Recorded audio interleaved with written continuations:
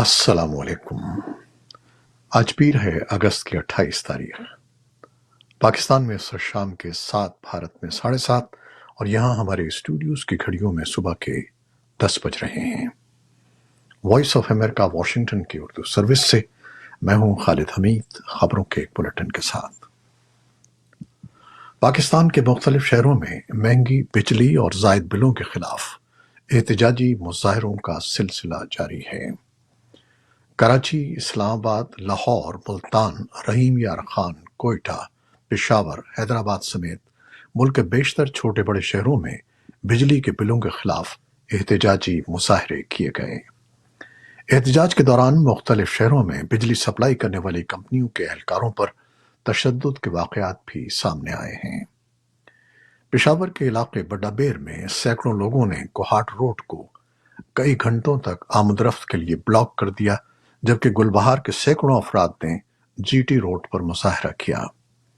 پشاور کے علاوہ مردان، ڈیرہ اسماعیل خان، بنوں، صوابی اور دیگر شہروں میں بھی مظاہرے کیے گئے۔ ملتان سمیت پنجاب کے بعض علاقوں میں بجلی کمپنیوں کے ملازمین کو سرکاری گاڑیوں کے دفاتر سے باہر لے جانے سے روک دیا گیا۔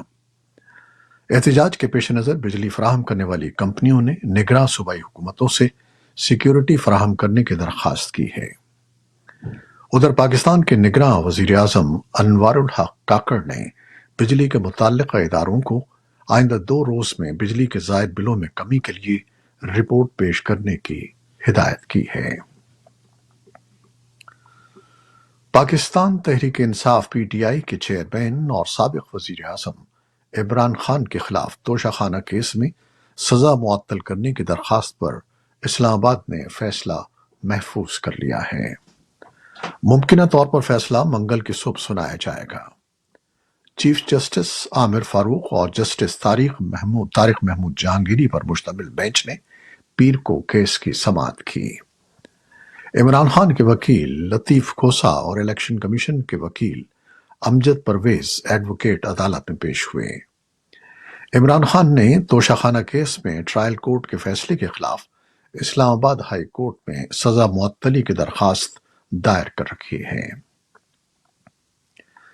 عالمی ادارہ خوراک پروگرام WFP کا کہنا ہے کہ ان کی تنظیم نے سن 2023 کی پہلی 6 ماہی میں افغانستان میں 16 ملین سے زیادہ ضرورت مند لوگوں کی خوراک فراہم کی، جن میں سے نصف تعداد خواتین اور لڑکیوں کی تھی۔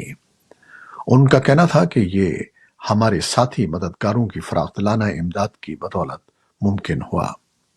اس کے علاوہ انسانی امداد کے لیے اقوام متحدہ کے رابطہ دفتر کا کہنا ہے کہ سن 2023 میں صحت کے شعبے کو 1.40 کروڑ لوگوں کے لیے صحت کی امداد فراہم کرنا تھی، جس میں جون تک 84 لاکھ افراد تک امداد پہنچ چکی ہے، اور سن 2023 میں صحت کی باقی ماندہ بنیادی ضروریات کو پورا کرنے کے لیے $125 ملین درکار ہوں گے۔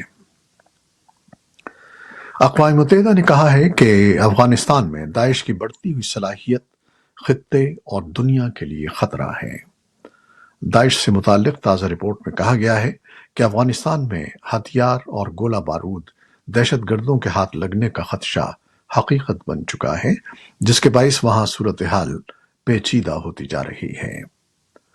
اقوام متحدہ کے ماہرین کے مطابق داعش اور افغانستان میں فعال 20 کے قریب دیگر دہشت گرد گروہ تنازعات والے علاقوں اور پڑوسی ممالک کے لیے سنگین خطرہ ہیں۔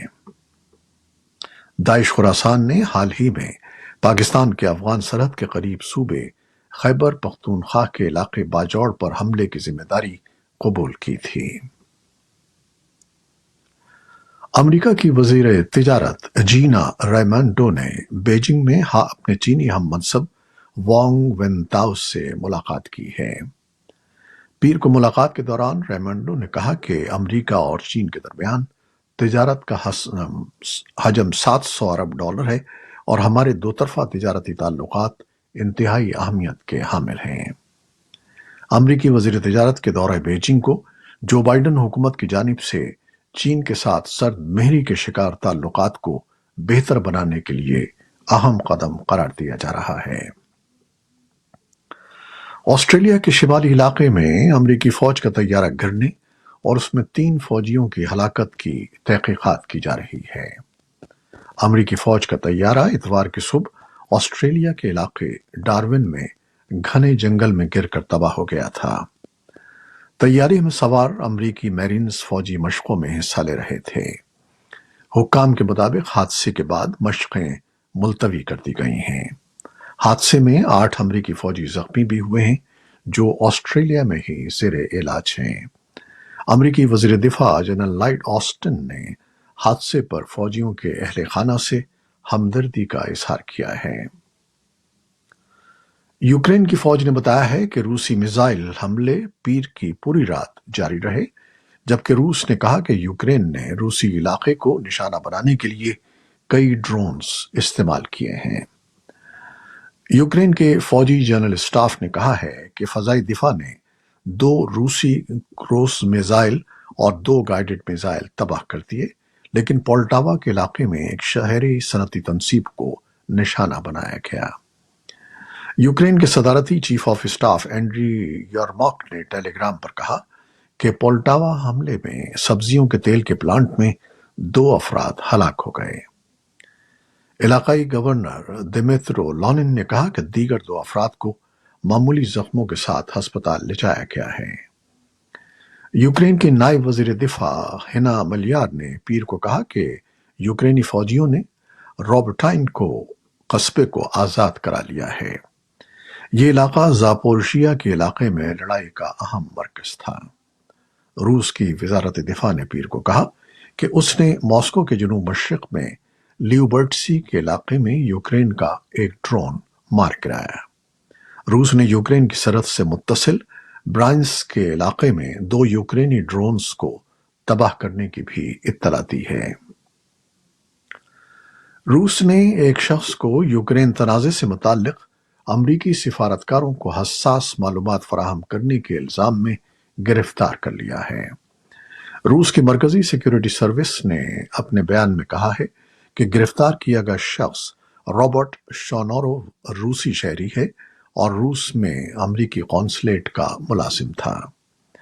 بیان کے مطابق رابرٹ شونوو امریکی سفارت خانے کو حساس معلومات فراہم کرنے اور دیگر غیر قانونی سرگرمیوں میں ملوث تھا۔ افریقہ میں امریکی فوج ایفری کام نے اطلاع دی ہے کہ صومالیہ میں الشباب کے عسکریت پسندوں کے خلاف ایک فضائی حملے میں 13 جنگجو مارے گئے ہیں۔ یہ فضائی حملہ کسمایو کے شمال مغرب میں سیرا کے قریب علاقے میں ہوا۔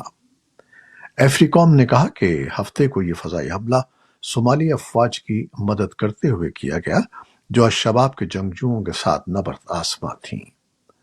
امریکہ الشباب کو ایک بڑا نیٹ ورک تصور کرتا ہے۔ سیکیورٹی ذرائع نے وائس آف امریکہ کو بتایا کہ دریں اثنا الشباب کے عسکریت پسندوں نے وسطی گالمونڈا ریاست کے حال ہی میں آزاد کرائے گئے گاؤں کاؤوین پر چھاپہ مارا اور سرکاری فوجیوں کو ہلاک کر دیا۔ اسرائیل نے شام کے شہر حلب کے ایئرپورٹ پر فضائی حملہ کیا ہے۔ شام کے سرکاری میڈیا کے مطابق پیر کو ہونے والے حملے میں ایئرپورٹ کے رن وے کو نقصان پہنچا ہے، جس کے باعث فضائی آپریشن معطل ہو گیا۔ اسرائیل رواں برس متعدد بار حلب ایئرپورٹ کو نشانہ بنا چکا ہے۔ اس سے قبل مارچ میں ہونے والے حملے کے بعد بھی حلب ایئرپورٹ پر سروسز معطل ہو گئی تھیں۔ اسرائیل نے تاحال اس کارروائی کے بارے میں کوئی بیان نہیں دیا ہے، تاہم عام طور پر اسرائیل شام کی فوج اور ایرانی نواز گروپس کے خلاف کارروائیاں کرتا رہتا ہے۔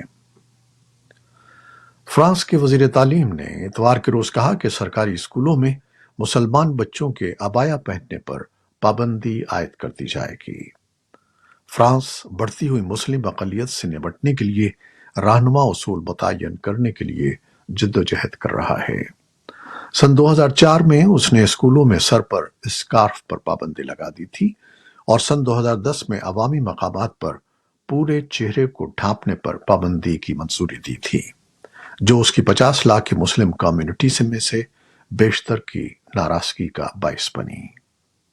وزیر تعلیم گیبریل اٹل نے ٹی وی چینل TFI کو انٹرویو دیتے ہوئے کہا کہ یہ فیصلہ کیا گیا ہے کہ اب اسکولوں میں عبایا استعمال نہیں ہوگی۔ انہوں نے کہا کہ طالب علموں کی مذہبی شناخت ظاہر نہیں ہونی چاہیے۔ ایران میں عدلیہ نے اس گلوکار کے خلاف کارروائی شروع کر دی ہے جس نے اپنے ایک حالیہ گیت میں خواتین کو سر سے حجاب اتارنے کی ترغیب دی تھی۔ عدلیہ نے اتوار کو ایک بیان میں کہا کہ حکام نے اس گلوکار کے خلاف قانونی کارروائی شروع کر دی ہے۔ مہدی یراحی کے خلاف یہ کارروائی ایک ایسے موقع پر ہو رہی ہے جب 22 سالہ مہسا امینی کی پولیس کی حراست میں ہلاکت کا لگ بھگ 1 سال پورا ہو رہا ہے۔ مہسا امینی کی حراست میں موت کے بعد ملک بھر میں کئی ماہ تک مظاہروں کا سلسلہ جاری رہا تھا۔ یہ تھیں وہ خبریں جو فیس بک لائیو پر ہم نے آپ کے لیے پیش کی۔ ہماری ویب سائٹ، یوٹیوب اور پوڈ کاسٹ پر یہ بلیٹن آپ کے لیے پوسٹ کر دیا جاتا ہے۔ آپ ہمارے بلیٹن کو شیئر کرتے ہیں اور اپنے کمنٹس میں اپنی محبتوں کا اظہار کرتے ہیں، جس کے لیے ہم آپ کے بے انتہا ممنون ہیں۔ اپنی ان کاوشوں کو جاری رکھیے گا۔ نیوز پروڈیوسر عائزہ عرفان اور نیوز ایڈیٹر بہجت جیلانی کے ساتھ خالد حمید کو اب اجازت دیجیے گا۔ اللہ حافظ۔